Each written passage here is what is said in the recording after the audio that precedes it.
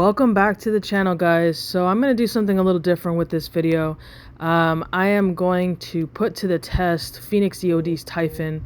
We all know that I'm a big fan of this product and I use it on all of my interior details, and I wanted to see what I could really do and the extent of the power of this product. So I have these really muddy sneakers. We recently just had a flood in this area probably about a couple of weeks ago, and I had to walk through the mud in these sneakers, and they were pretty and white and not so much right now. So they've been sitting with this mud for probably the last 2 or 3 weeks. So what I'm going to do is use lithium brushes because those are my favorite brushes, and I'm also going to be using, like I mentioned, Phoenix EOD's Typhon.